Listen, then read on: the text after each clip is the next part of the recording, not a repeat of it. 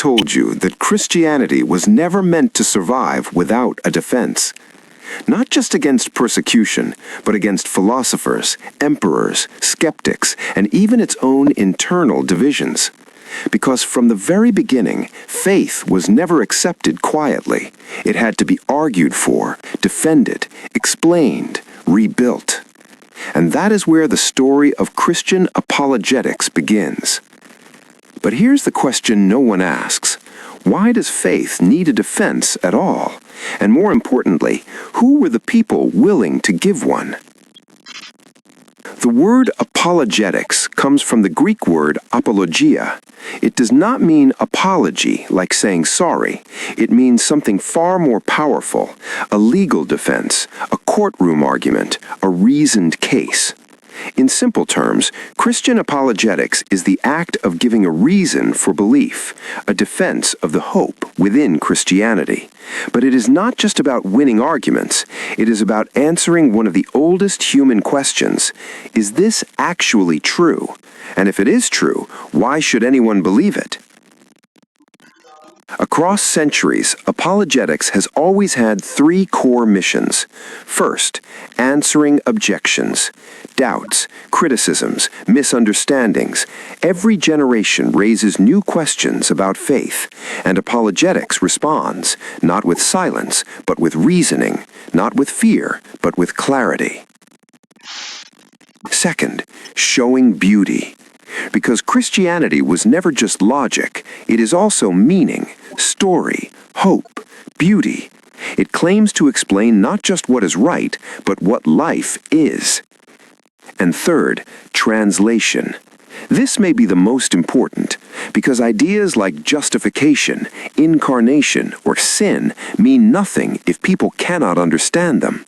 So apologetics translates deep theology into human language, because if you cannot explain truth simply, you may not fully understand it yet, and if truth cannot be understood, it cannot be embraced. In the early church, belief was dangerous, not just socially, but intellectually. Christian thinkers like Justin Martyr had to defend believers accused of atheism, even cannibalism. Yes, cannibalism, because rumors replaced understanding. So Justin did something radical. He argued Christianity was not irrational. It was the true philosophy. He walked into the intellectual world of his day and met it on its own terms. Then came Augustine of Hippo. When Rome began to collapse, critics blamed Christianity. But Augustine responded with a different vision. Two cities, two loves, two destinies. The city of man and the city of God. And suddenly, history itself became part of the argument. The fall of empires was no longer a crisis for faith. It was a chapter in a much larger story. As centuries passed, a new challenge emerged, not persecution, but philosophy. Islamic thinkers, Aristotelian logic, intellectual expansion. The questions were no longer about survival, they were about whether Christianity could stand up to rigorous thought. And one man became central to the response, Thomas Aquinas. He didn't reject reason, he baptized it. His famous 5 ways argued that logic itself points toward God through motion, causation, and design. Faith and reason were no longer enemies, they became partners. Then came the age of doubt, and everything changed. For the first time, belief itself was questioned at its foundation. Thinkers like Hume and Kant challenged the idea that God could even be known, and faith entered a new battlefield, the mind. The question was no longer just, is Christianity good? It became, is Christianity even knowable? In response, defenders rose again. William Paley pointed to design in nature, like a watch requiring a watchmaker, and later C.S. Lewis brought apologetics out of universities and into everyday language. Simple, clear, human. In Mere Christianity, he didn't just argue, he invited people to think. In the modern era, something unexpected happened. Atheism became louder, stronger, more organized. The new atheists challenged religion publicly on bookshelves, TV, and debates. Books topped bestseller lists, auditoriums filled with applause, and in response, apologetics exploded. A global revival of Christian reasoning began. At the center stood thinkers like William Lane Craig, engaging philosophy, science, and history at the highest level. The conversation was back, and it was louder than ever. But not all apologists agree on how to defend faith. Two major approaches emerged.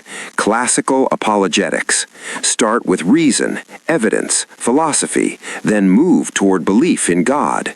It assumes shared ground, logic that everyone can evaluate, a bridge built from both sides. But others disagree. Led by Cornelius Van Til, this view says there is no neutral ground. Everyone already interprets reality through belief. So instead of starting neutral, it starts with Scripture and argues that without God, nothing else makes sense. Two methods, one goal: defend the truth. It is not the same as evangelism. Apologetics removes barriers. Evangelism calls for commitment. One clears the road, the other invites you to walk it. Or, as it's often said, apologetics shows that bread exists. Evangelism offers you bread. One answers the mind, the other feeds the soul. But not all threats came from without. Some came from within. Early Christianity faced internal movements that reshaped doctrine. Marcionism, rejecting the Old Testament. Montanism, claiming new revelation above Scripture. Modalism, reducing the Trinity into a single shifting form. Each movement had followers, each had teachers, each had momentum. Each time, apologetics responded, not to destroy people, but to protect clarity, because ideas about God shape everything else, and when the foundation shifts, everything built on it shifts with it. So what does all of this mean today? It means apologetics is not just history, it is still happening, right now, in conversations, online debates, personal doubts, silent questions. And the most effective defenders of faith share a few principles. They listen before they speak, they see the bigger picture, and they don't just argue, they imagine.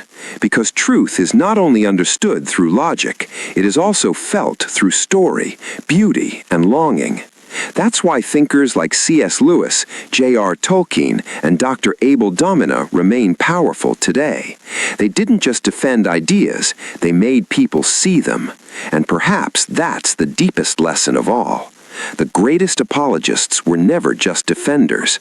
They were guides, pointing towards something real, something true, and something worth believing. If this video made you think, if it stirred something inside you, then there's more where that came from. We cover the deep truths of Christianity, not just what to believe, but why it holds up. History, theology, reason, grace, all of it, right here on this channel. So if you haven't subscribed yet, now is a good time. Hit the subscribe button, turn on notifications so you never miss a new video.